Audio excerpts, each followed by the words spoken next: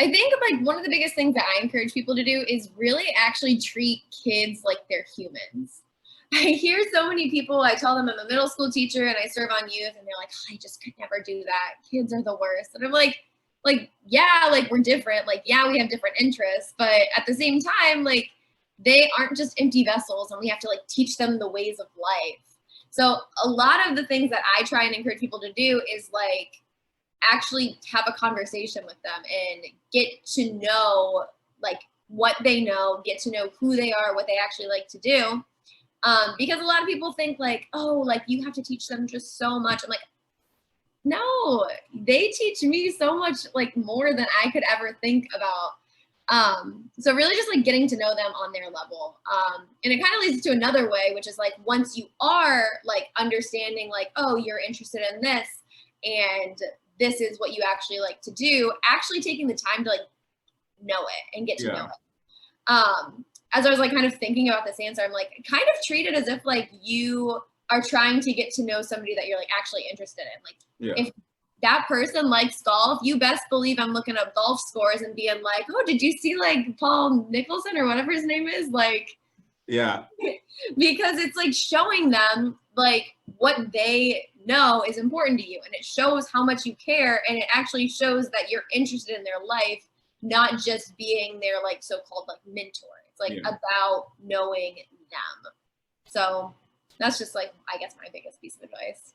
That's what I realized with the younger generation is they crave authenticity. If you're Mm-hmm. not authentic with them, I don't know how they can figure it out too. They can know if someone's like lying to them or being fake with them just within 10 seconds. Yeah, So they just cut you off too. yeah. You're like, yeah, I know, sorry.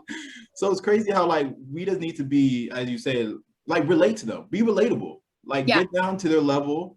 And also we have to make sure that as we trying to get the youth to Jesus, we got to make sure that we don't make them a project. Like you right. said, make them keep them a person. Yeah, Remember that they're human. exactly. Yeah, I But think that's go a big ahead. thing too, is it's like so many people, and I think a big thing with serving with youth is just like having humility. Like these kids make TikToks and they just do not care. Like, so you got to put yourself out there and like do something silly with them and they will like love it because you're not worried about what all these other people are thinking. You just care about like what they think of you.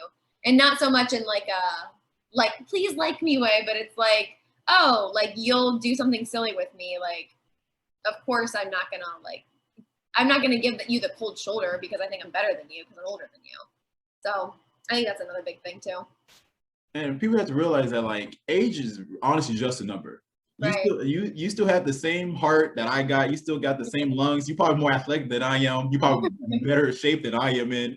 So we just have to like we have to bridge the gap because the only way we can tear down the kingdom of darkness is to be a united front, which Right. means everyone at all age groups. Because I really believe the calling in people's life, they don't have a age limit, but they also don't have an expiration date. So Right. you can be 70 years old and you can connect with that 17-year-old and together y'all can push forward the kingdom of God. Hmm. Yeah, I totally agree with that. There are some of the kids in our youth program who, like, they just blow my mind. Like, one of them, she's into like investment realty and she does interviews with people and she is in eighth grade and she owns a business. And I'm just like, wow. I'm like, dude, when do you want to do my taxes? And some of them are like, and that inspires the other ones. They're like, Yeah. yeah, I'm thinking about starting my own company. Like, do you want to like pair with me and like tell me how to do it? And I'm like, oh my gosh, you guys are just the best. Like, and Yeah. they're so kind because they're so willing to help too. It's like when you get older and stuff, that's I think when oh, I want to say pride gets in the way, but some people are like, yeah, like I got my degree in like entrepreneurship, like Yeah. I'll do it for you for like $300 or whatever. But like, Yeah. so I don't know. That's just I think it's just so they're so sweet and they're so generous, and the fact that like we're looking at like not collectively as a society as like projects, especially during COVID when it's Yeah. like, oh man, we just gotta take care of them. Like they can make themselves a sandwich. You're fine. That is so good. And I truly believe this generation, Gen Z, I believe is what they're called. This is the most creative generation I have seen. I'm 30 years old. So I've seen other generations. I'm not saying I'm like 60, but I'm 30, I've seen something. But this is like the most creative. Like if you give them a task, they'll figure it out. And, Right. and the thing is, if they don't like your rules, they go build something else and make their own rules. It's just so crazy. It's bizarre. It's kind of like scary, but it's like scary in a good way. Yeah. Like they're not afraid to actually try and change like what's broken, Yeah. which is good. And I think this is the greatest resemblance of Jesus, because he saw the law was broken, not the law of God, but the way how the Pharisees interpreted the law was broken. So he said, you know what? I'm gonna flip some tables. I'm gonna make a new way. I'm the way, to be exact. And I just see how the Gen Z, how they can look at a problem, it's broken. If you don't want to fix it, we're just gonna make our own way. Yes, they do, and it's bizarre. And I'm like, I don't know how you thought of that, but Yeah.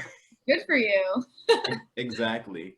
In 1 Corinthians chapter 9, verse 22-23, this is Paul writing to the church of Corinth saying, when I was with those who were weak, I shared their weaknesses. For I want to bring the weak to Christ. Yes, I tried to find a common ground with everyone, doing everything I can to save some. I do everything to spread the good news and share in its blessing. So we just have to find a common ground with, no matter where they're from, no matter what their age is, no matter what your background is. We have to find a common ground so the good news can be preached, and then we can share in the blessings of that. Mm-hmm. Yeah. One thing that actually makes me laugh is like on social media, I don't want to say like fight, but like the Gen Z versus millennial, like going down, like they're like skinny jeans are out of style. They're like skinny jeans will never go out of style. Like, do you realize how silly the things you guys are fighting about? But it's really funny. And I think that it's really cool that, because I think that they say millennials are like the most transient, like we're like very much like they go through a lot of transitions. I'm not exactly sure, but like imagine that like with the creativity of Gen Z and like actually like flourishing this kingdom, which I don't know. I just think it's a cool concept to think about. On behalf of the millennial, because I'm a millennial, we just need to stop comparing ourselves to Gen Z and say, like, you have some things you can teach me, and I have some things that I can teach you. So let's just work together and see it through, you know? Yeah. Thank you for watching this video. If you want more content, subscribe over here and watch the next video over there. God bless you.